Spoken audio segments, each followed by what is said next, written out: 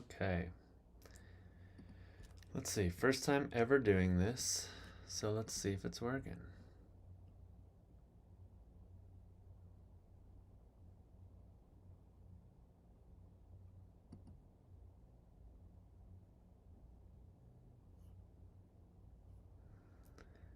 Okay. Trying to figure out the tech, so give me a sec. If this is working, then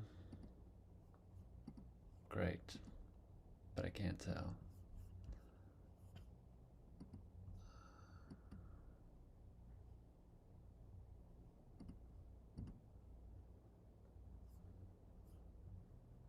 Okay. It says that I am live now. Well then.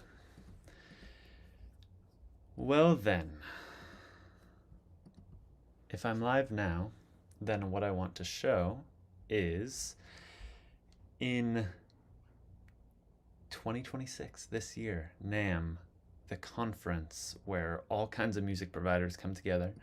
Behringer released probably the most anticipated synth there, or I should say the most exciting synth that has newly been released, is this JN-80, which is the recreation of Roland's Juno 60. If you're watching this, you obviously know that. And yeah, I don't know how I feel about this one. I'm like the biggest synth nerd in the world. I don't know if anyone who watches this channel knew that about me, because most of my content leans on the spiritual, philosophical side. But yeah, I'm obsessed with analog synths. I love them. I think they're so beautiful. I think they're like humming electrical entities that you can co-create sound with. It's amazing. And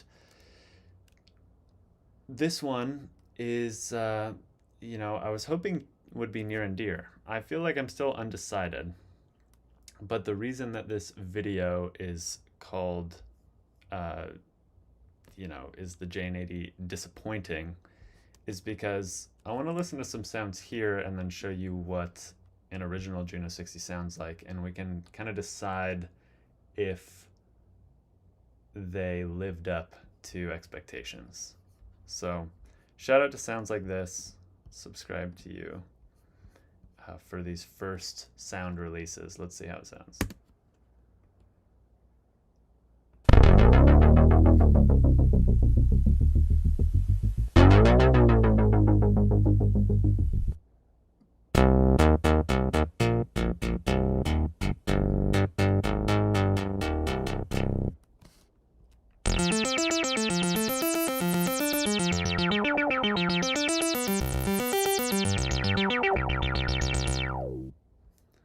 Also, if it looks like there's one concurrent viewer right now, if you can drop in the chat if the audio is coming through okay from this while I play, that would be awesome.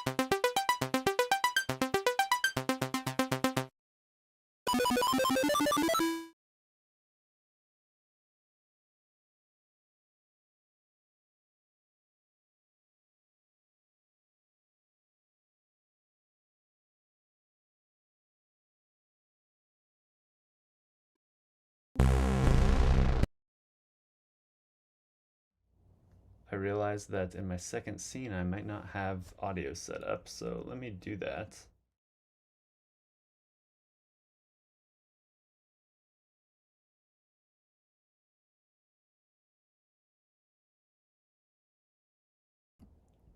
Boom. Okay, here we go. Do that on the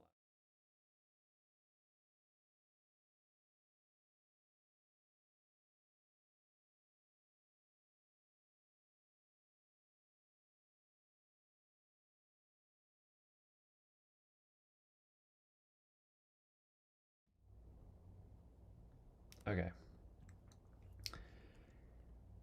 So what I'm hearing here on these first initial listens to the new Behringer JN-80 is, first of all, I feel like I'm doubting myself because I'm listening and I feel like the YouTube compression is taking away a lot.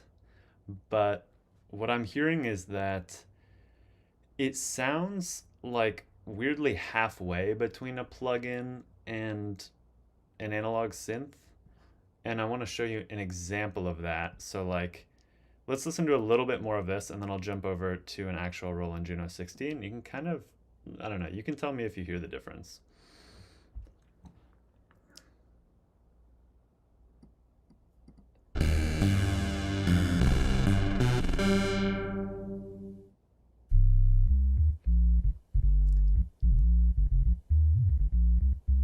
Deep sub, that sounds good.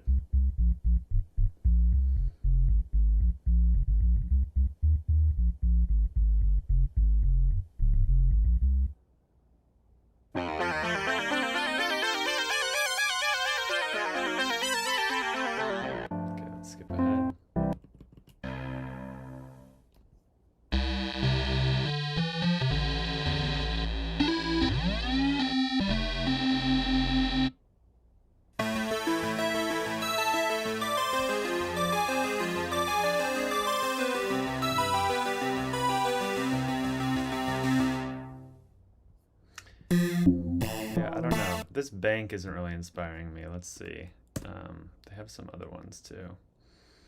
What are some of the newer ones that came out? EF. Let's see.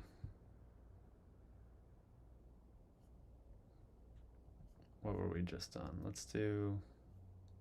Were we just on F or E? I don't know. Let me listen to the first one. I feel like there was a cool pad in here.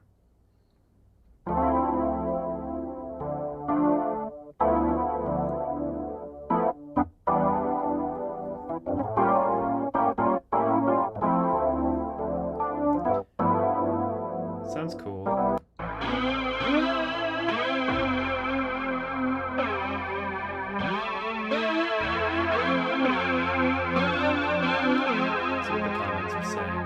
think there was a comment here that I kind of agreed with. It doesn't sound bad, that's for sure. It does not sound bad.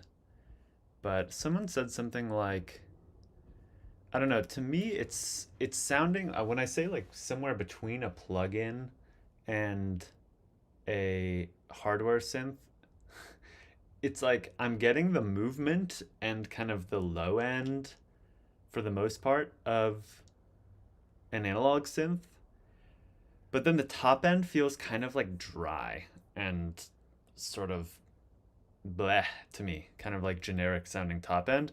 Whereas I feel like one of the beauties of the Juno 60, if we listen to this video,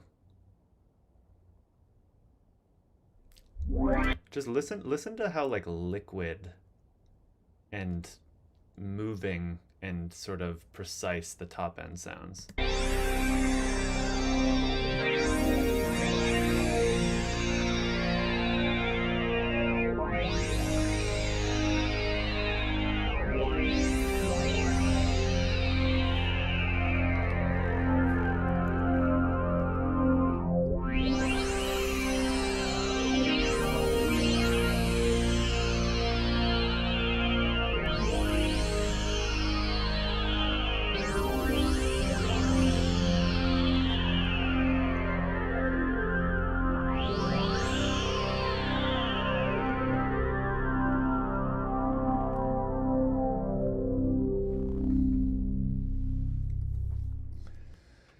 That's sounding pretty exceptional to me. Like off the rip, there's nothing that I've heard in these banks that sounded like, whoa, that alive to me.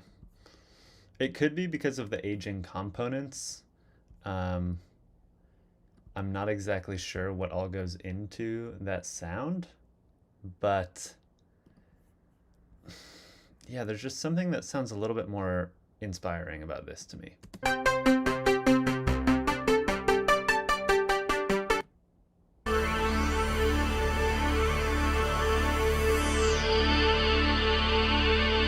I do want to caveat, I do think he said he's playing this with a little bit of reverb and a little bit of delay, so it's not exactly a fair comparison. Somewhere in here he says he's using a little bit of vintage verb, I think, and waves H delay. But yeah, I don't know. Even with that, they do sound close. It's not like the Behringer sounds bad at all. It sounds good. I think this is like massive shoes to fill. I think someone there's a comment down here that says something like, this synth is God. Like, you can kind of tell how people feel about this synthesizer. Like, it's one of the best sounding synths ever made. And, you know, multiple people here, like, yeah, I really feel this. And, you know...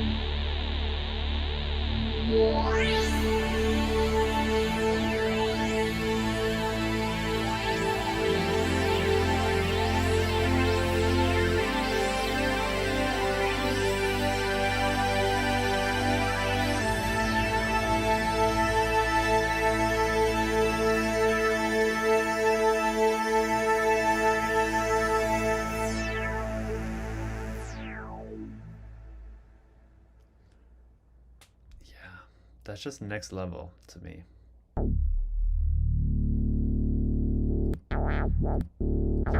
Now this stream might come back to bite me because, like someone said, Starsky Carr is probably going to get his hands on one of these and then compare both of them, and or he's going to get his hands on the Behringer, compare them, and then show that you can basically make them sound identical. That's very possible. Just literally on like initial listen, before I had even compared the two, I was like, huh, the Behringer sounds good, but it doesn't quite sound like that liquidy, serene, divine beauty that I'm used to from this synth.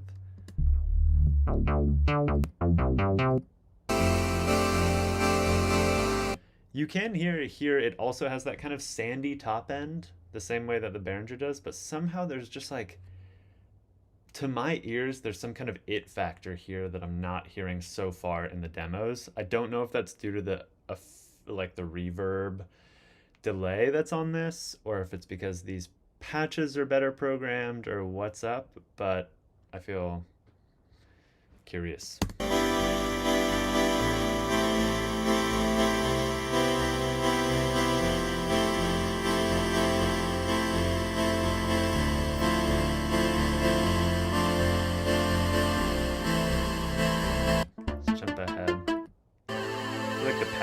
Show it off.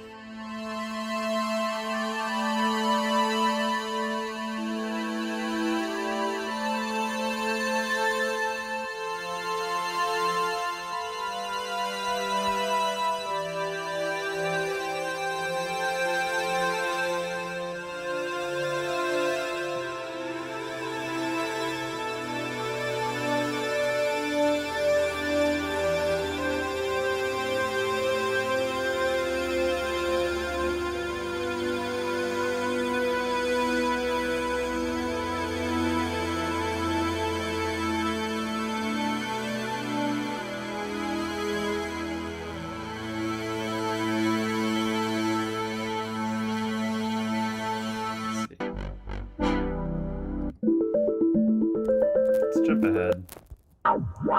I think there's a pad over here.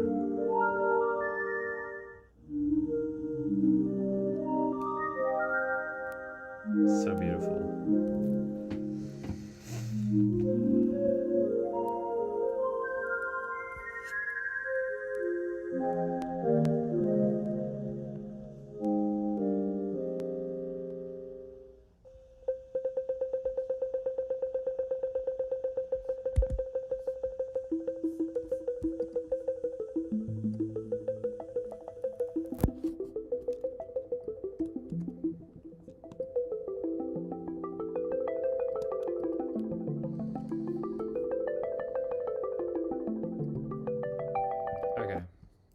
Jump back.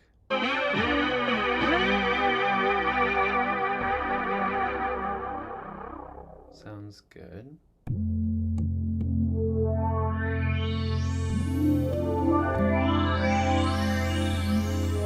That's a really nice sound.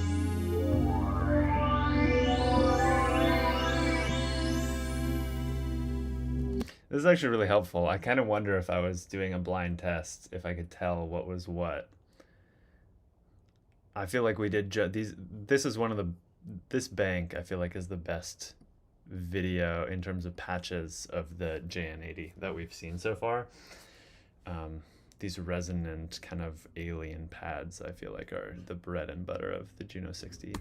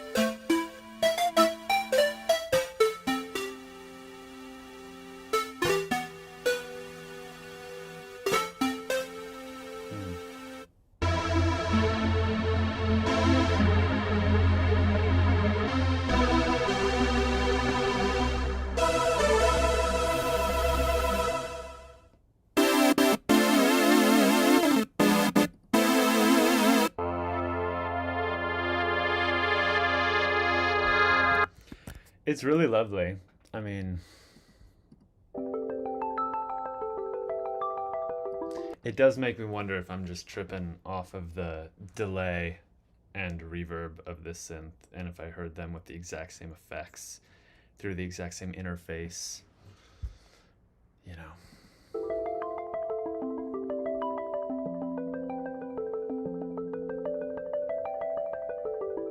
Maybe I could try to find a dry example so we can really do a fair comparison. Famous Juno 60 sounds, let's see. Let's make sure it has no effects on it.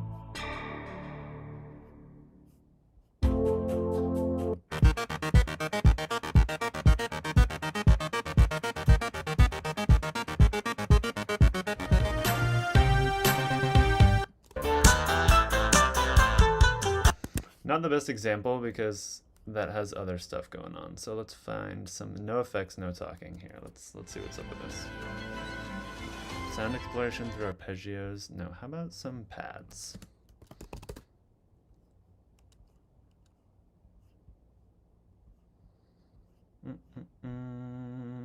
Juno 60 sound demos. Of course, it has a beautiful reverb on it once again.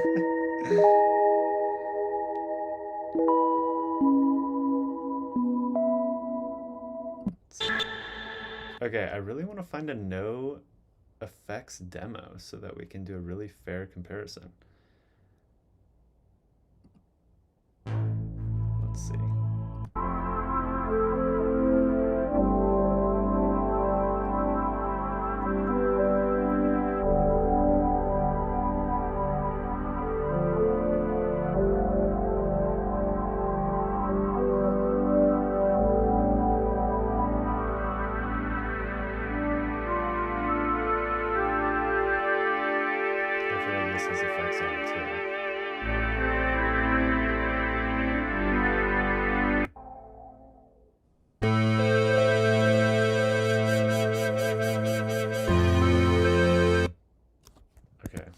Reverb on that.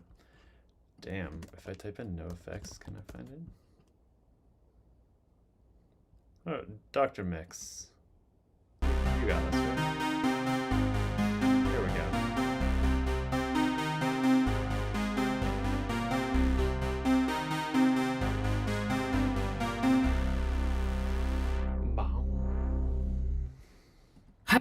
If you're just joining, by the way, what I'm doing is I'm comparing the Behringer JN-80 and the Juno 60. My initial impression was that it wasn't quite there. Like, it sounds really cool, but a little bit less it factor than the Juno 60, and so I'm trying to find no effects comparisons between the two. Hi and welcome to Dr. Mix. Here we are with one.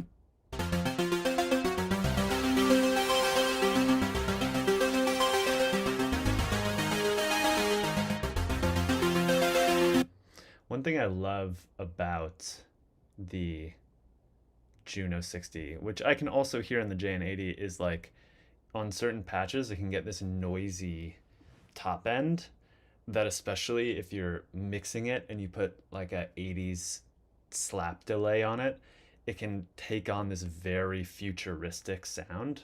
Kind of plays with this retro futurism thing where it sounds like it's in the past and in the future.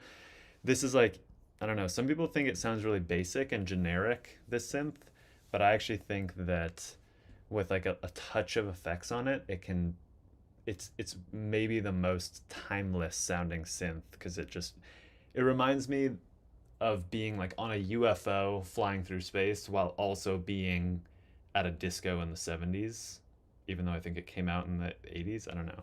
When did it come out?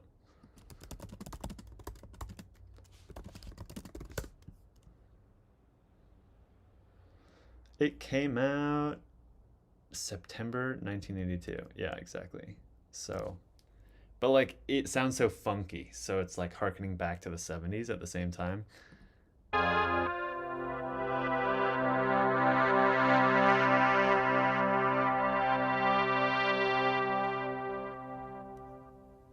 One thing I do appreciate about this is how wide the chorus sounds. Like the chorus sounds extremely wide on this thing. So it feels like they got that right.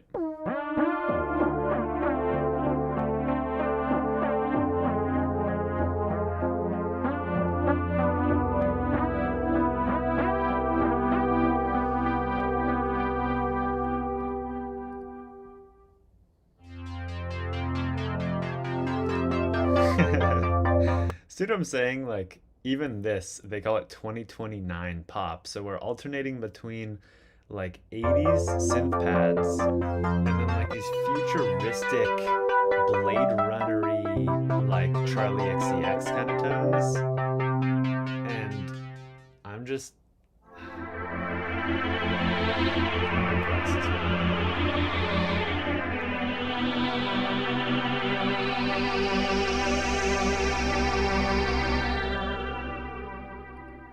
see, like that sound is beautiful, and there's like just a little something I'm wanting out of it that I feel like I'm not getting. Which I feel like I have something in my brain that's like reaching for it to sound 100% perfect. Which, when I'm listening to the Juno 60, see if we can find a path.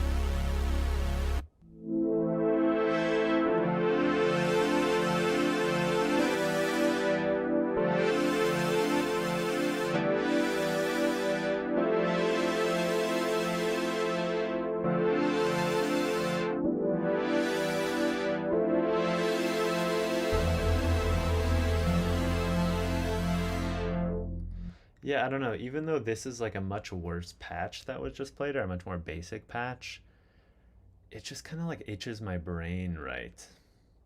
I think at the end of the day, though, a couple things to consider is like in a mix, would you ever be able to tell? Probably not. Probably not. Maybe not, unless you're someone like me, where I have like very finely tuned ears to this kind of stuff. But yeah. You're also getting it for like, what is it going to be, like 750 US, whereas a Juno 60, I'd be curious to see if we go on a reverb right now. My latest understanding was like you're paying at least 3K for a good condition Juno 60. Maybe a little less if you're lucky. Okay.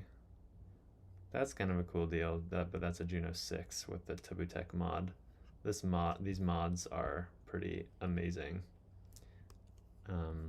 They do really cool stuff. Like, they give the Juno detuning. I think that's the most interesting thing, is they detune it and so you can make it sound more like a VCO synth instead of a DCO synth, and it just kind of makes it kind of like two synths in one, honestly. I'm really hoping to find out that there's like a menu option in the Behringer JN-80 where you can detune the voices, because it feels like such a no-brainer to do that, but I don't know if they did. So let's see. This is actually, let's see. Oh, I was gonna say this is less than I was expecting, but it's not in good condition. So what, good condition, which is like just one above fair, and of course my mouse is tweaking out. Yeah, very good condition, 3200. Very good condition, 3100. Yeah, near mint, 3200. Interesting.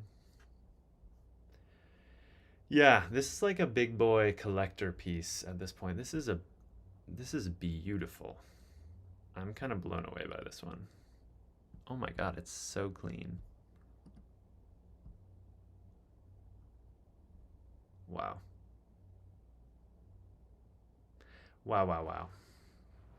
Damn. This one's giving me gear acquisition syndrome. This is beautiful. Bought it from the original owner who bought it new, and looks like they have left it in a case or something like that, because this is gorgeous. Wow. Okay. Cool.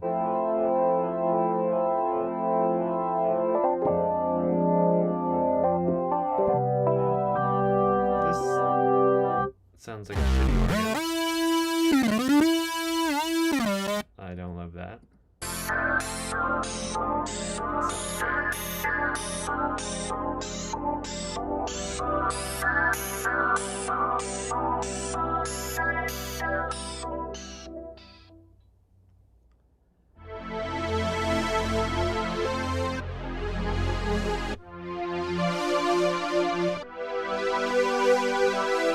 Yeah, these are among my favorite sounds that this synth creates. It's just like these retro futuristic pads with some grit on them. I also really like the super smooth sort of resonant pads that it can do, but these really are amazing. They really remind me of probably my favorite artist named J. Paul, who is suspected to have used a Juno 60 on his legendary Bait Ones album. But also, I met him once after one of his concerts, and he said that he didn't use any hardware on that album. So, or he said specifically, I didn't use any outboard gear, which I don't know if does a synth count as outboard gear?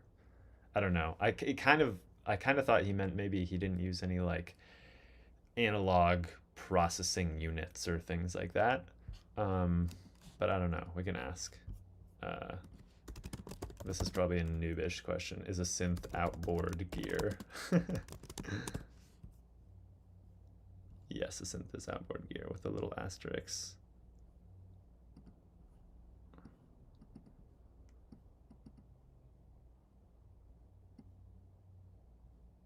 Okay, where people get pedantic. Yeah, some folks mean outboard gear to mean processing gear only. Synths equals instruments. That's kind of how I understood it too, is like effects are outboard gear. But anyway, it's a mystery. I think you can make great music whether you're using plugins or synths. I think I was kind of hoping to listen to this and just feel like my mind was ascending, which is kind of the way that I feel when I listen to the Juno 60. If we go back to the sweet spots, Juno 60.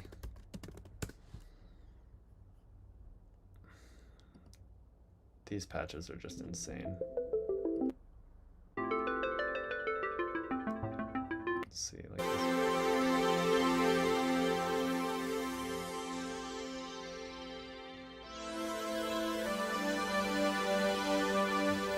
Like this to me feels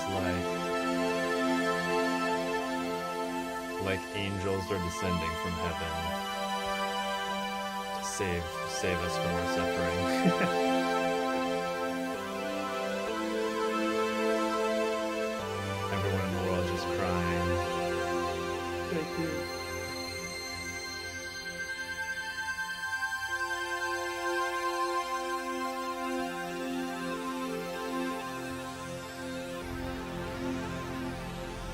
For the two of you, for context, who are here right now, I thought it was hilarious listening to this. We can keep letting it play.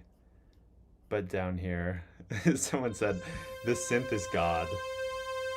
And someone chimed in. They were like, it is. It's my number one. And, oh, hello. No LinkedIn. Thank you very much. The filter of this machine sounds really good. Yeah, people feel like, I feel humility that I own one. People are truly, like, in reverence to this synthesizer. That's understandable. I mean, you gotta think about how much worse synths sound through YouTube, and it still sounds this good.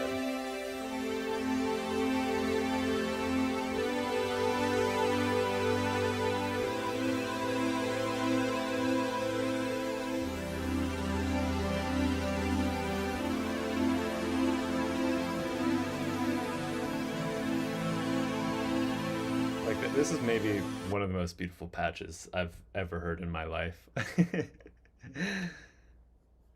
Yeah, shout out to the synth king. This is, you truly are the synth king. This is unbelievably programmed.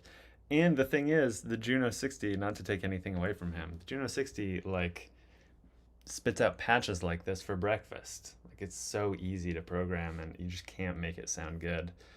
It should be titled Roland Juno 60, the one giant sweet spot. This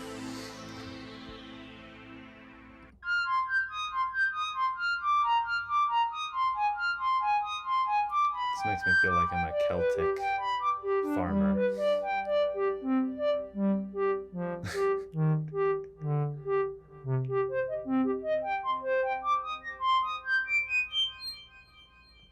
Gorgeous. What's the last one?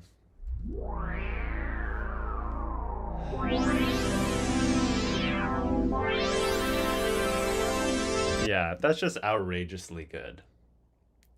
That's...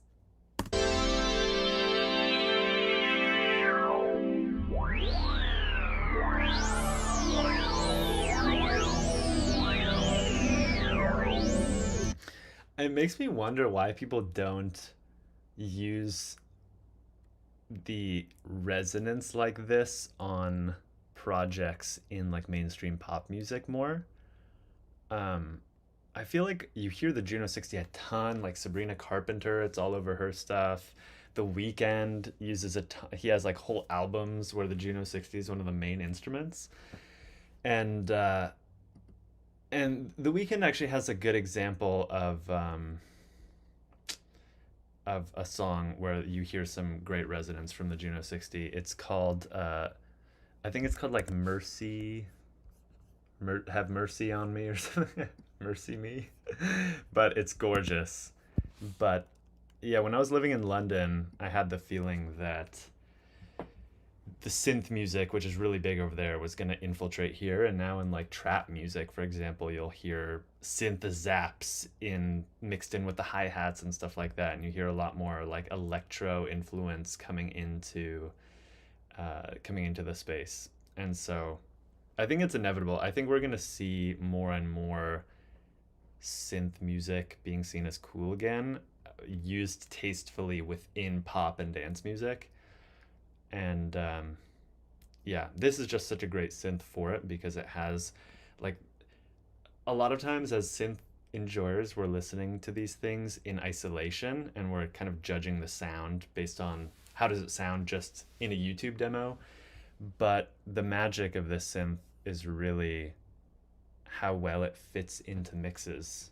It kind of provides this like invisible vanilla bed of magical levity in songs that it just fits in so well. And then the zaps and the basses also have this cutting quality. So let's listen to a few more of the JN-80 and see what we think compared to the 60.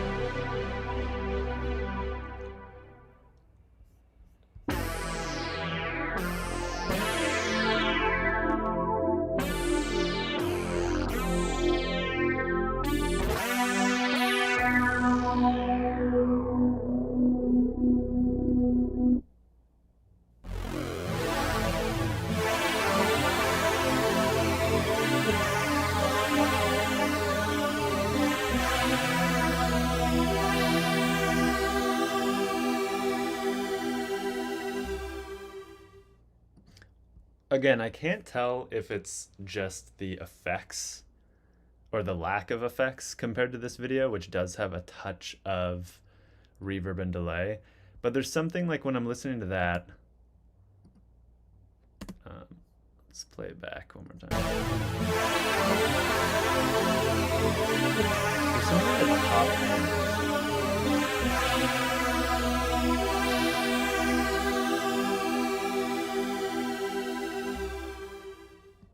There's something in the top end of that. There's some kind of like fizzy dryness. And I don't just mean like effects, lack of effects dryness. There's some kind of je ne sais quoi that I'm not exactly getting when I listen to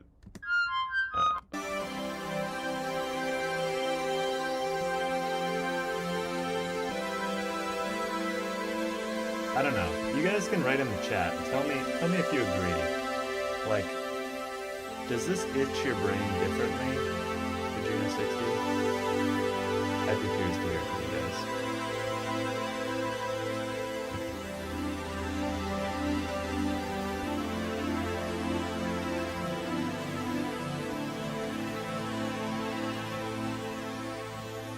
Got one comment saying that it does sound very Juno. I do agree. It's not like it doesn't sound like the Juno 60. It's just like, I don't know. I don't know if you guys are like me, but I'm so particular when it comes to synths. I don't even own a synth right now because all the synths that I want are like $3,000 plus, like the Deckard's Dream, the Prophet 5, the what else? I don't know. An original Juno 60, for example, the Jupiter 8, the Yamaha CS-80. It's like $100,000. So I kind of want whatever next synth I buy to feel like I can just sit in my room and just like be in awe, like I'm in the presence of God or something, which is exactly how I feel when I'm listening to that.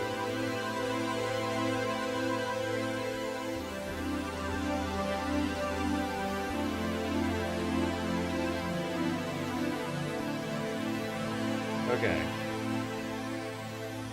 Jeffen's saying that he agrees there's something off about the sound. That feels kind of reassuring to me that I'm not totally tripping on this. It's like there's... You listen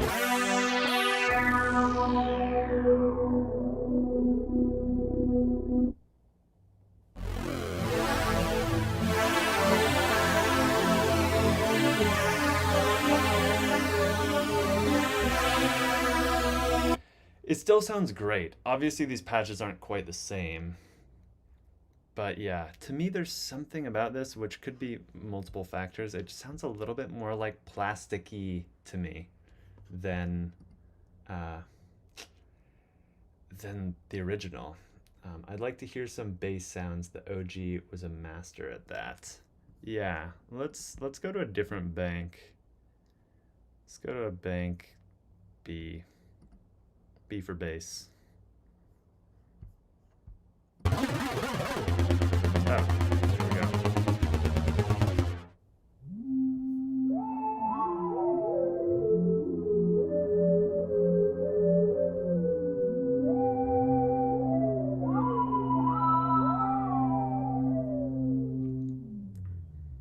Here's another bass sound.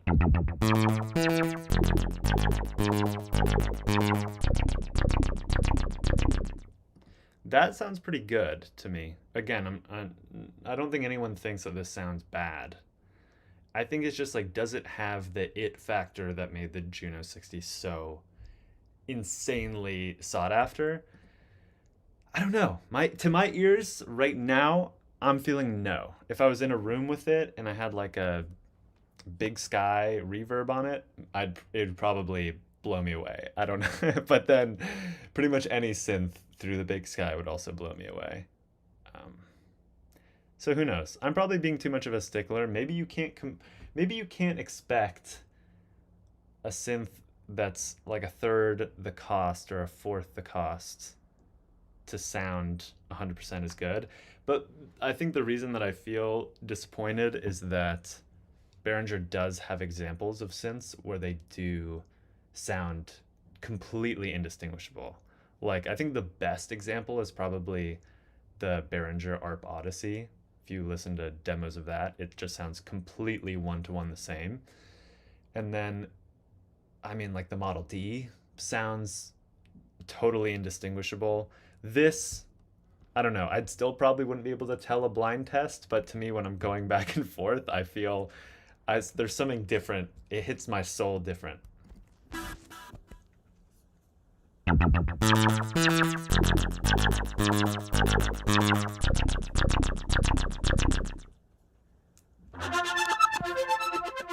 Let's hear some more sounds.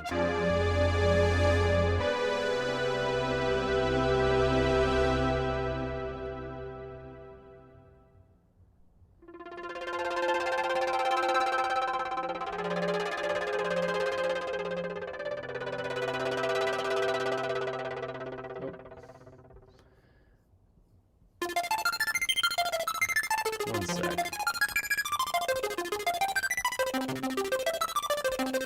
Oh, let's see. I'm getting an error message. Can one of you drop a comment and tell me if everything's okay? Like, can you still hear me okay? And see everything okay? It's saying YouTube is not getting enough video data. So I'm not sure what's up with that. Someone drop something in the chat and let me know. That'd be great.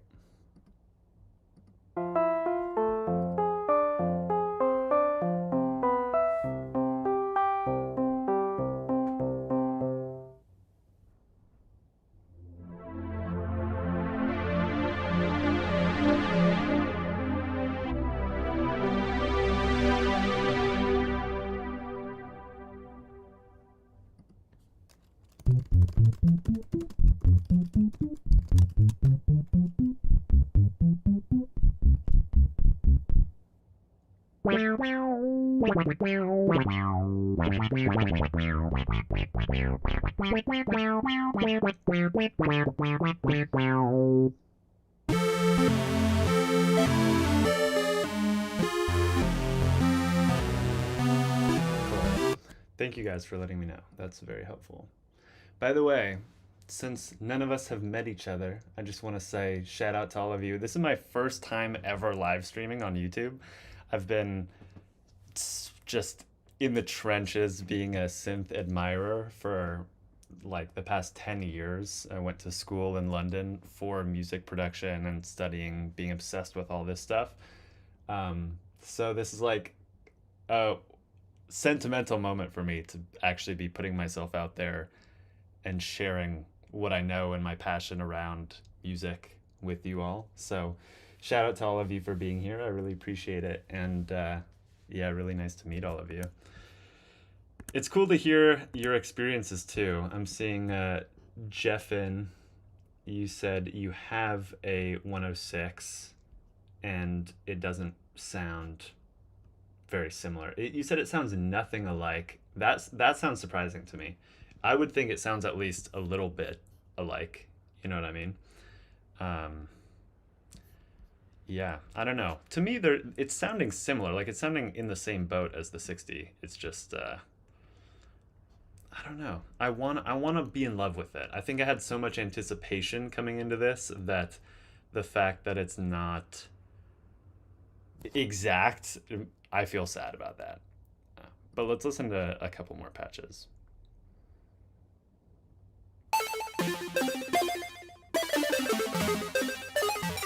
Chip tune.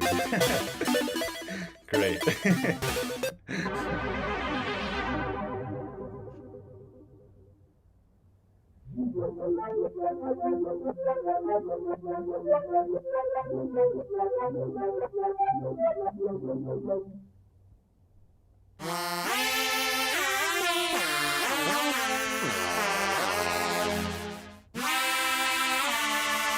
Okay, every patch in this so far has kind of annoyed me, which is a little discouraging because the Juno's supposed to be a giant sweet spot. So the fact that you can have like 3 bad patches in a row is a little bit unnerving.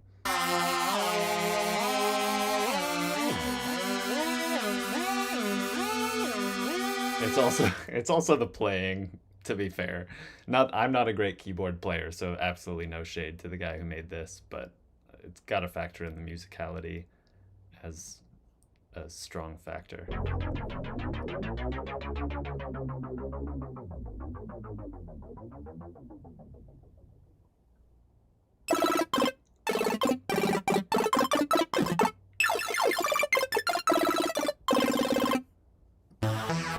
I do love, one thing I love, you guys might find this interesting.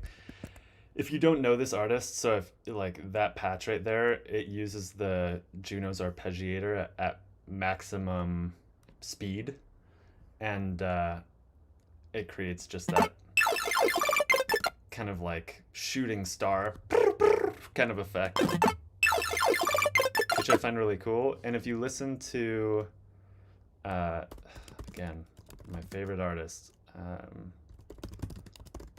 this is insane. I don't know if this is gonna get me a copyright strike or what, but let's see. Check this out.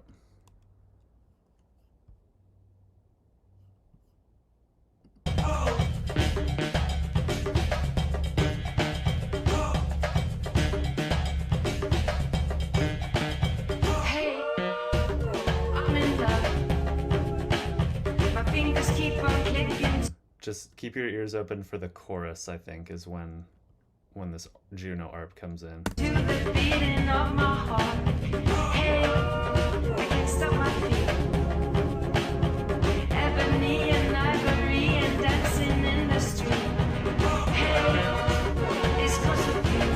Oh, you can already hear it coming in right there. Listen for that arp. And dancing in the street. Hey, it's 'cause of you.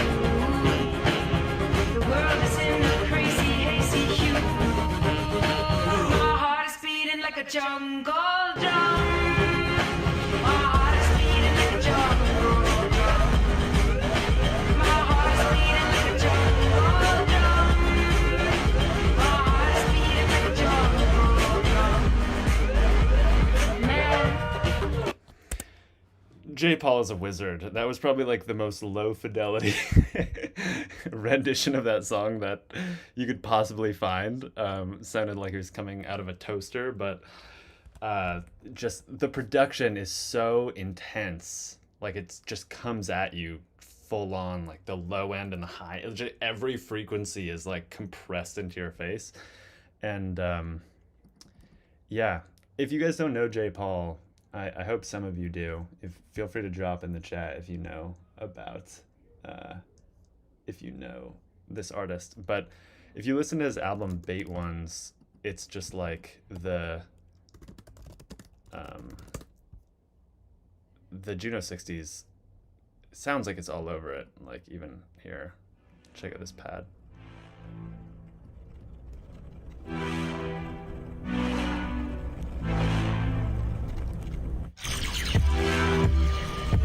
The zaps too.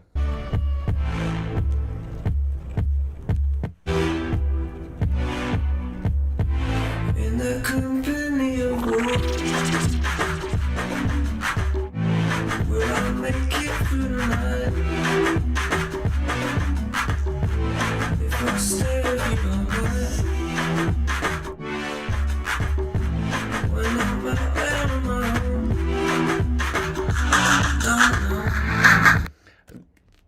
Don't even get me started. This is like my musical hero right here. He made I don't know if you guys don't know the lore. I know I'm getting a little off topic, but I'm counting this as being on topic because this whole album is covered in Juno 60 sounds.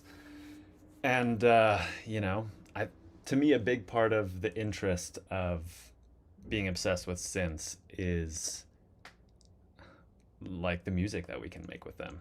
And I think sometimes it can be really easy to get into this state where it's like, for me, I'll speak for myself, that when I'm watching synth videos, it's intoxicating because it's making me imagine the kind of great music that I could make, that I imagine I could make if I only had that synth. And so it's cool to listen to music that feels like, oh, this is like the self-actualized version of someone using these instruments to their full potential. Let's see. We got some cool suggestions. I'm gonna figure out for my next stream, I'm gonna try to figure out how to use this like live chat overlay, which I'm not understanding how to use right now, so that when you guys make comments, it can actually pop up on screen. If any of you guys know how to do that, I would welcome that, but it doesn't appear to be so straightforward. This is what I want. I want you guys to comment, and then it pops up on screen like this, regardless of if you're donating. Just in general, I want to be able to share your words with everyone else. But hopefully you guys are just hanging out in the chat and enjoying it. Let's look at a few more examples. Nick Kershaw's Dancing Girls. Let's see. More examples of Juno 60. I don't know how monetization works. I don't even care, but this is probably not good for that. Let's check this out. Oh, we got a song that mostly uses Juno 60.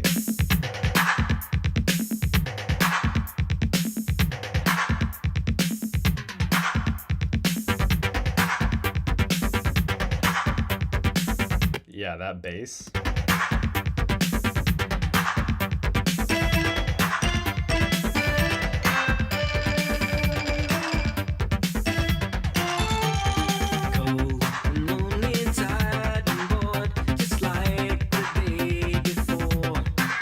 This is sick.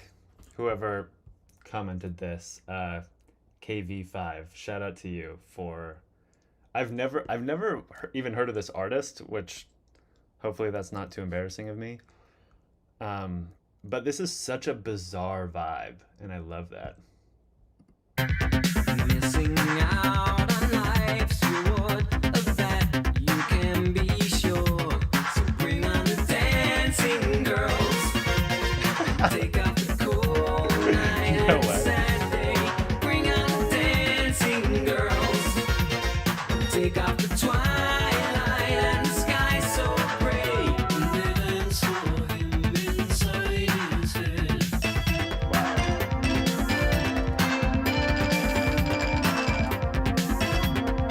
Okay, the humor is amazing. Just recruiting like a bunch of old British women. Soul destroyed by life's demands with nothing to believe. Cool. Let's check out more of that later. I want to go to another example. Someone dropped Jeff and you said, "All Through the Night" and "Here Comes the Rain" got me hooked. Okay, let's do your first suggestion. "All Through the Night." For those who are just joining, we're looking at songs that implement the Juno 60. I'm assuming it's "All Through the Night" by Cyndi Lauper. You can correct me if I'm wrong. Well, no, that definitely sounds like the Juno 60 right there. All through the night, I'll be awake and I'll be with you.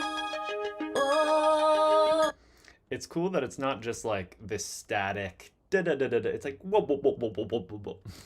through the night, this precious time when time is new. Oh, all through the night today.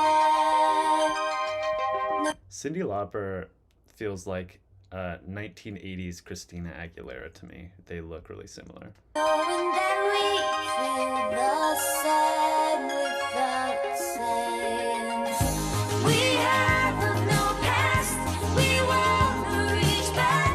Keep with me forward all through the night and one. Yeah, that wow stabs. I feel like that sounds like Juno 62. Cool. That's awesome. So let's go through like one more bank of these new sounds, JN-80. And let's see if we can feel inspired. I feel like this guy, JN-80, sounds like shit. In the comments, he later clarified that the main feeling he had when he was playing it was generic, which is kind of how I've been feeling too, listening to these banks. Bank G just came out 7 minutes ago. So we get to do some breaking news and be the first view on this video.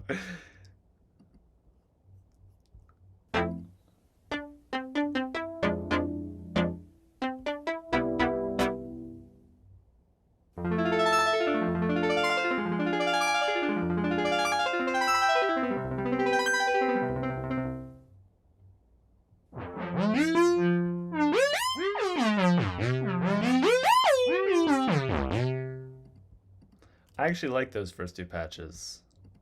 Or this one. I think to harp on what we were talking about before, what we liked about that All Through the Night song is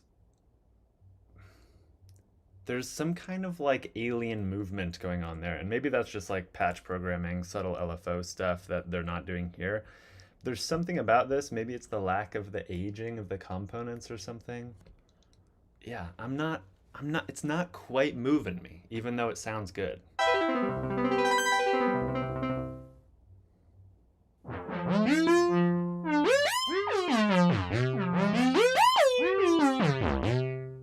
That sounded really cool.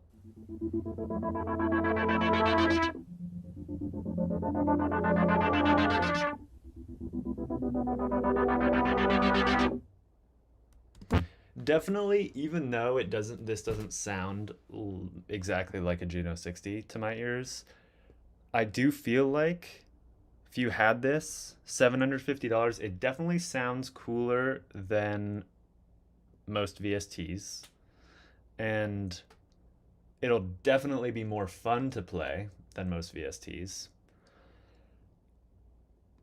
I think this would be a really good studio weapon. Like it would be a great first synth. It'd be a great like advanced player's synth. I think this is just like, you know, a useful songwriting tool. And I think that's why it's so useful for people, because you kind of just walk up to it. It's like fader per function and boom, you're off to the races, and everything kind of sounds good right away and everything fits into the mix. It's like God's gift to synth earth, you know? So, yeah. It maybe won't make you weep the same way that the original will, but really powerful studio tool.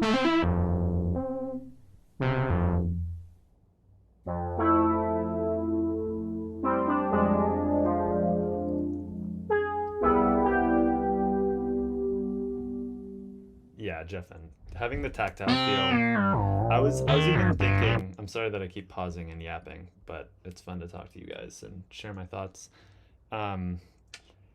Yeah, I have the Tal Juno LX plugin of this synth, and it sounds really good. Like in a blind test, it's virtually indistinguishable from the original, but it's just not that fun to use. I think maybe if they have this like hardware thing that's like $500 that maps knob per function to the VST, but at that point, if you're paying $500 for that, then maybe just get this.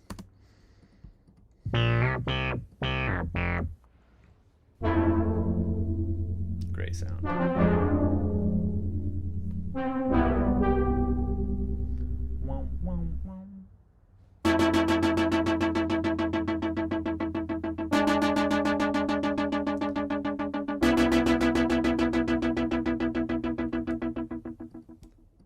Yeah, Jeff and Arturia's does sound good. Honestly, I feel like all the emulations of synths at this point sound pretty good. Even like Cherry Audio's stuff that's like $40 or whatever, they have this Memory Moog plugin, and it sounds good. Like you totally use it in a song. We're definitely at the point where like the sound of VSTs is not the thing stopping us from making good music.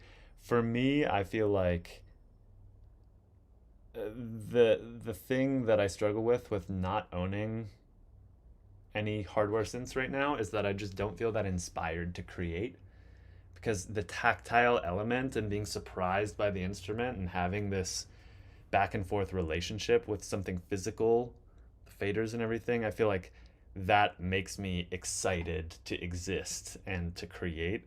And when I'm sitting there and I'm like trying to use my mouse to tweak the cutoff of the synth while I'm playing on my little Arturia key step, it just feels like shit. I hate it.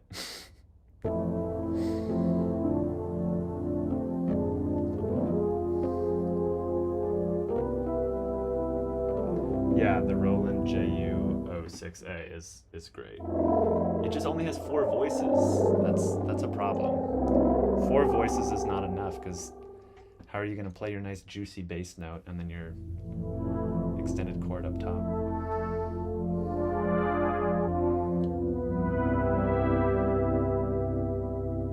I don't know if the JN-80 has the ability to drop the extra voices.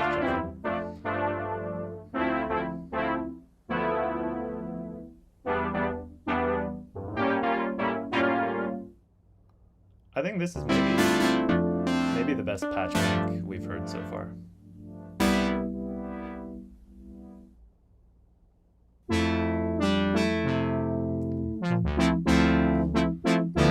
Jeff, and you don't like faders? Or sliders? Faders? A lot of people say that faders are preferable to knobs. Because they're like, I don't know, maybe something about going up and down is easier than kind of contorting your wrists. I think both are fun, honestly. I've primarily used knob-based synths when I was living in London. I was in a very synth-heavy band, and my roommate had a Yamaha CS30,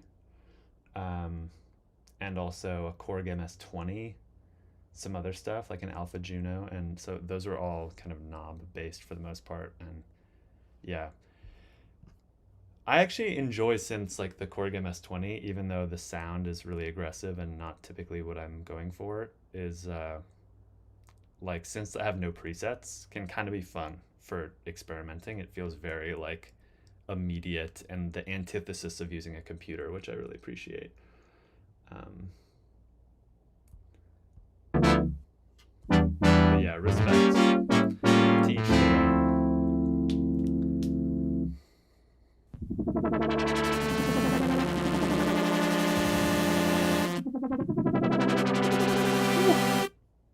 That was heavy. I could see that sound kind of reminded me of like the climax of a James Blake song or something with his angelic voice fluttering.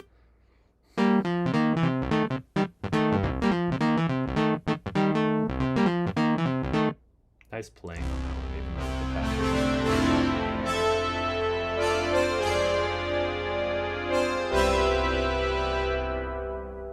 Yeah, that was like quintessential Juno sound right there.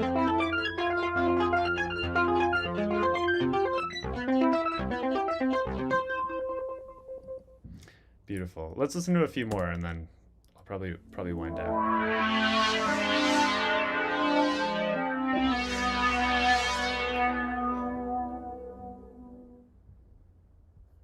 Okay, that was my favorite bank so far, Bank G. Shout out to Sounds Like This for breaking the news. I think these are the only sound demos online, except for the guy saying that it sounds like shit. Which, shout out to him for knowing how to market, because 12K views is blowing the viewership out of the water compared to these videos, even though these are better videos. Yeah, that was a lot of fun. I think the other most interesting synth at the show, the Leviathan was cool. I think the Leviathan is cool. I'm super picky. I tend to prefer like Juno Prophet kind of sounding synths, and the Leviathan can definitely do that, but I don't know. This is gonna sound kind of cringe probably, but I still haven't fallen in love with digital oscillators. Like definitely when they're going through an analog filter, they sound infinitely better to me. And everything is relative to how it's used. Some genres, digital oscillators are like the whole sound. like especially like if you guys know the artist Yeet, modern rap artist. It's all about that. But I will say the what is it? The Udo Domino was displayed here. This isn't actually the best video of it. Udo Domino, it's bad. Is this another clickbait? Oh, it's the same guy. Wait, it's the same guy that said that the other one sucks. And Udo Domino, it's bad. That's hilarious. I'm very curious. Duh, it's badass, obviously. Okay. He had us there. Sorry, my face is covering it. But he says, actually, it's badass.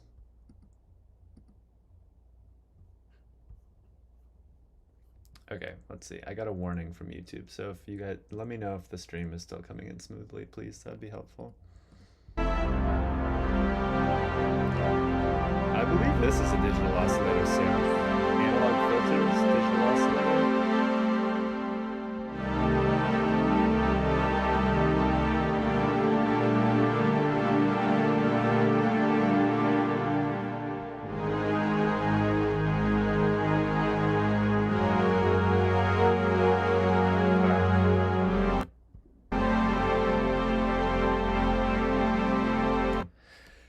Yeah.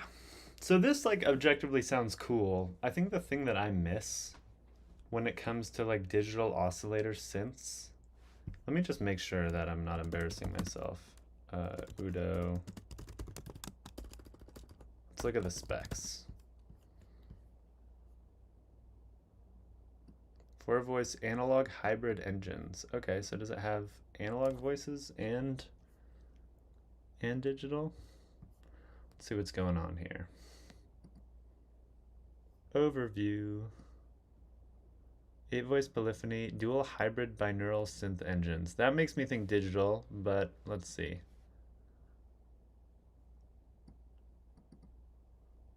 Let me move my face so that you guys can read it with me. Oh no. There we go. Yeah, let's see. I mean, do any of you guys know off the top? I feel like they're not being very forthcoming on this page about if it's digital or analog oscillators. I feel like they're digital.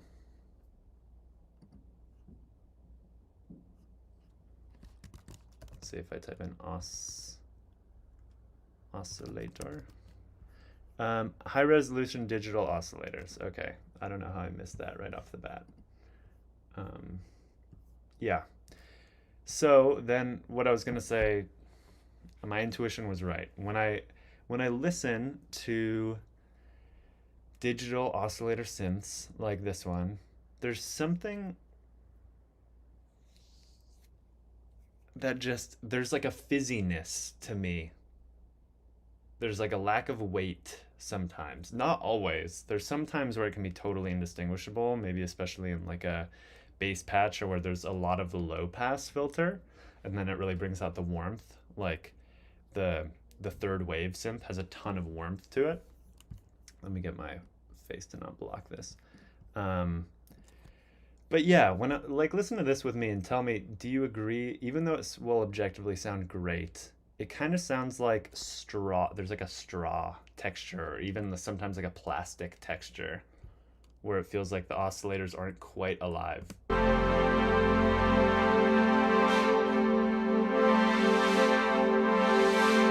They kind of like merge together. I can't really hear the differentiated oscillators. They're kind of just like...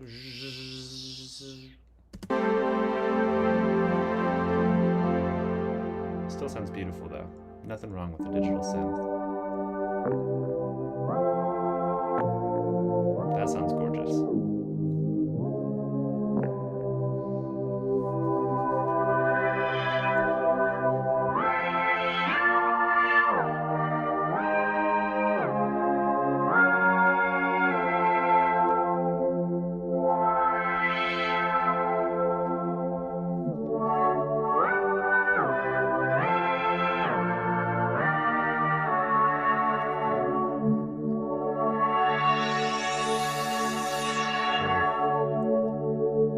that resonance was like sharp and beautiful at the same time.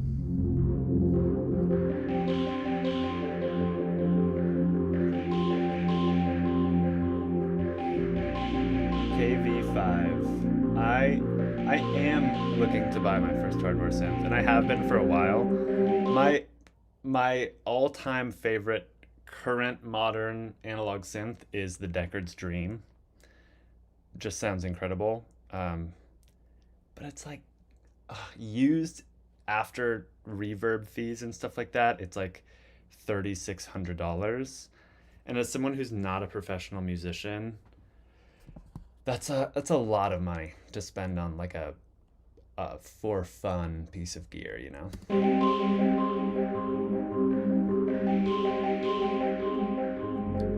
I'm confident I'll I guess I could theoretically buy it right now. I just not my financial priority, you know. I want to be responsible, save for my future.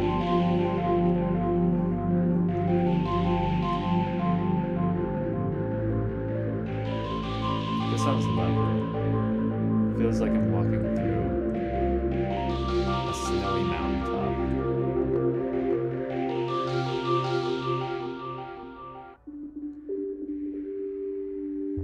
Gorgeousness. For those of you who just arrived, by the way, we were comparing the Behringer JN-80. If you want to see that, you can just go backwards in the stream to the original Juno 60. I was giving my thoughts on the comparison and contrasting. I think we beat that horse to death though, so now we are checking out the other coolest thing that happened at NAMM, which was not the Leviathan, even though that's a really cool piece of gear, and shout out to the people who made it. They seem like incredible people and an incredible team as well. But to me, it doesn't quite have the it factor compared to something like this.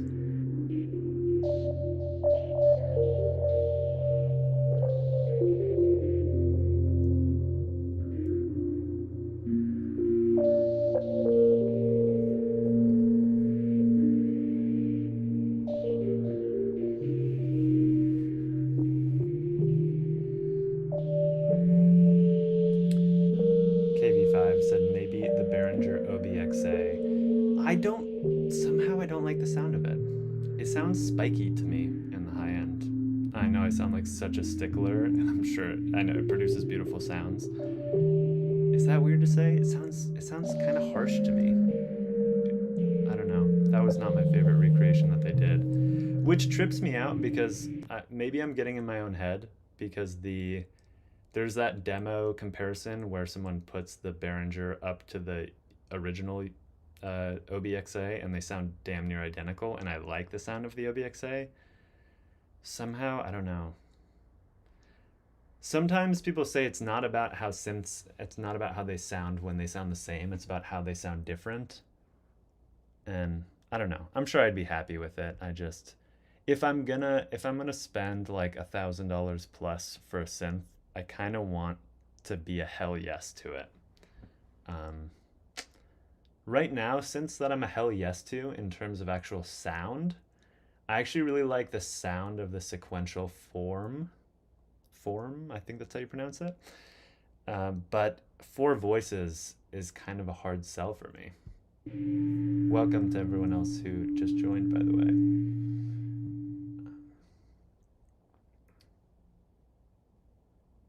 Yeah, UBXA, you guys both agreeing. Or mini versions of the sequential. Oh yeah, that's what I just said, I think. Cool, that was very beautiful. Yeah, I kind of want to watch one more example of the domino, and then I think I'll call it there. This has been a long first stream. I've been on here for an hour and 15. This has been really fun though. I'm stoked to have been here with you guys. Let's see. I feel like maybe not the Super Gemini. Yeah, probably this is the best demo on the internet.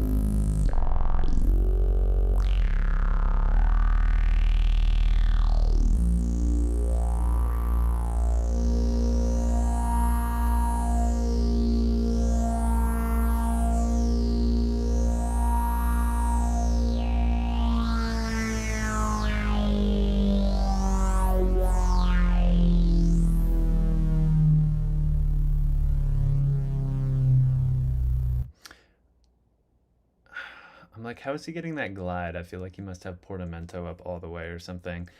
I feel like this is their best sounding synth that UDO has ever put out. And where is the poly aftertouch, and where's the touch strip? I feel like once you put those on synths, you must never go back, you know? Never less expressivity after you've put out. Even like with Behringer, why didn't they give the Juno poly aftertouch? I guess they're trying to keep costs lower, but like I would have spent an extra $100 or $150 to have poly aftertouch on. Just put poly aftertouch on everything that you do, is my opinion. You know, we had that technology in the 70s. Like, what's going on?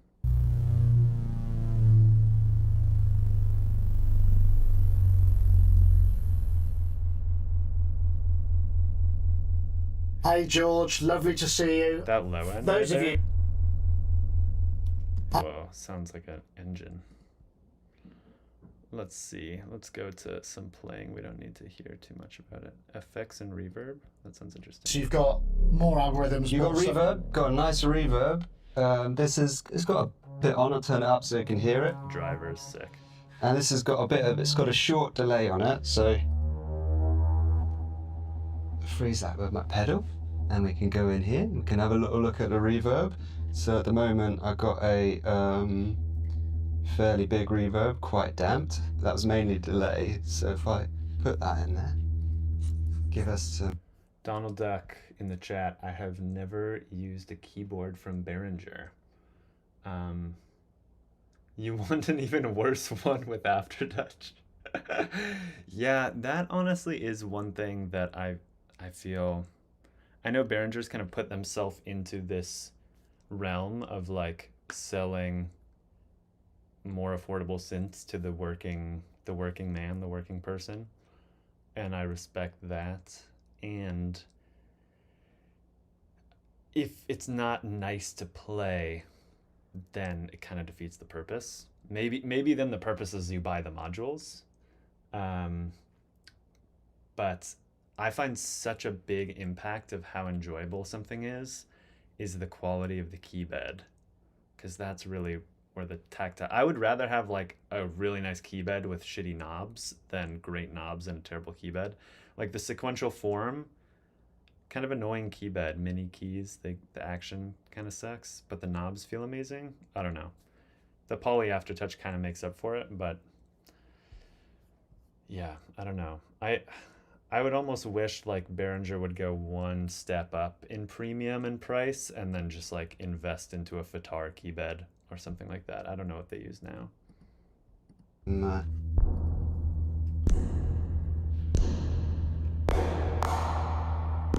It's a really plucky envelopes. Yeah, that's good advice, Jeff, and trying it out. So.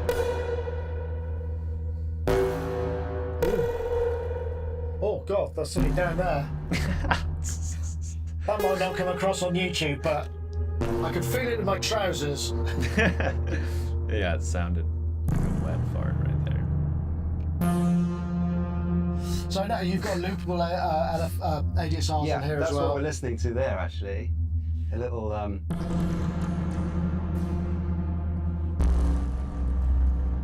a lot of wash from.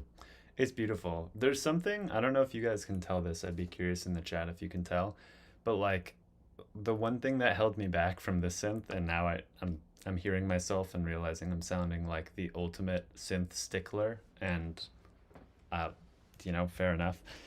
But what I'm hearing when I hear this synth is like I hear plastic in addition to beauty. But like if you hear the attack on this, A little I don't know, I kind of hear like digital plastic. And that could be someone's vibe. Like you could create a whole sound around like futuristic digital plastic synthy textures. Like plastic doesn't necessarily mean bad. I think to me, what I'm obsessed with is I'm obsessed with when someone can take the most simple sound, and the VCOs make it sound insane. No VCFs being mixed, right? So, this it's is just like two my separate sine dream waves. synth right here. We'll set these to about the same. Decay short, sustain full, release 75, maxed. Right, you can hear that there. There we go. Even that, those were sine waves played for 3 seconds.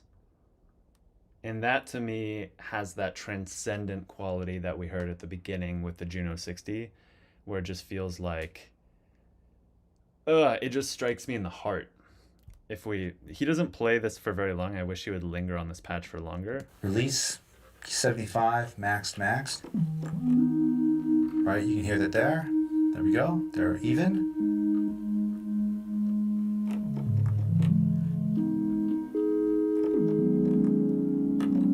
Even that right there is just... Yeah, I mean, exact words that I said. Even that. Even that right there. There's just such an organic aliveness to that to me, I'm all about, like, take away all my LFOs if I can just have the source sound make me feel like I want to cry listening to sine waves. It's just...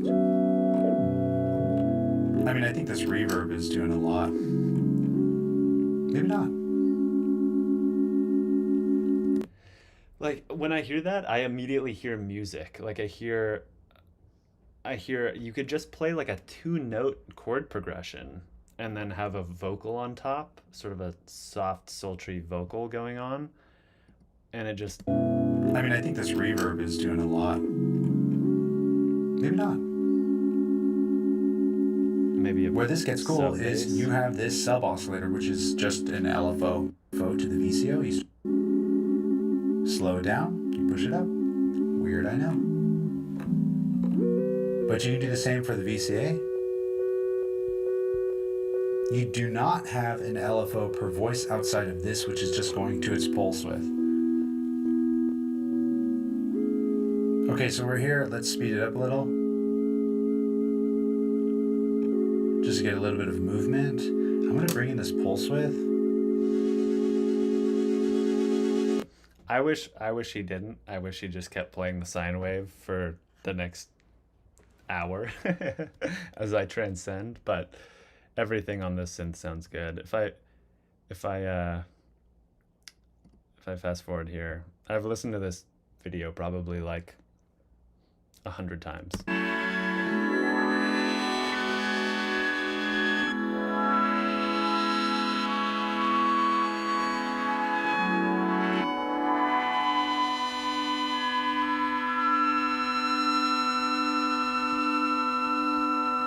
Yeah, Donald Duck, I've heard that too, that the build quality of these is a little bit flimsy for being a $4,000 synth. They raised their prices. I think it's like $4,250 now, which is bananas. Yeah, it doesn't even have a keyboard, for God's sakes.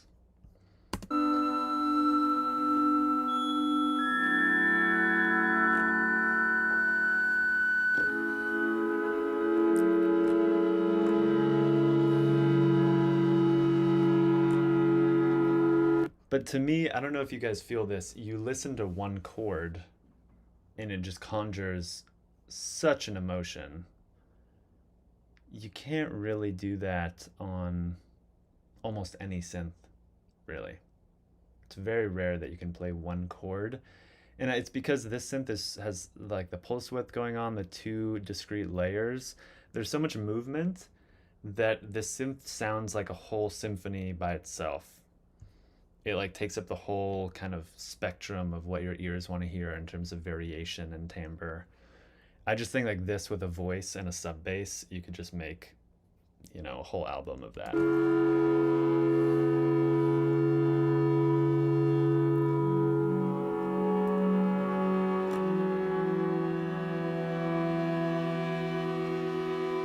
Now let's just hear what this sounds like with the filters up.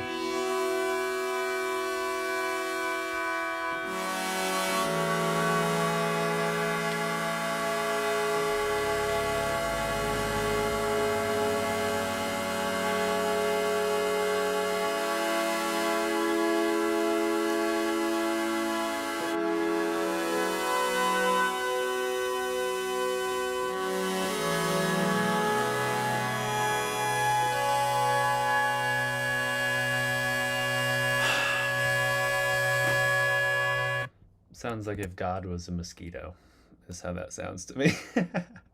That particular high pitch patch. But this synth is just off the chain.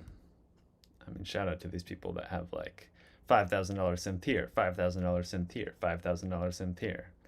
It's madness. It is interesting though. As much as I obsess over synths, it's like it does feel like synth obsession and like musical ability are not necessarily linked. And this is not a commentary on Ricky. He's a really solid producer. However, like none of my favorite artists really had a ton of gear to make the stuff that they make. And I think that's interesting. It's a good reminder for myself. But ultimately my goal is to like, it's not to put pressure on myself to make the best stuff. I just want to get back to having fun with making music.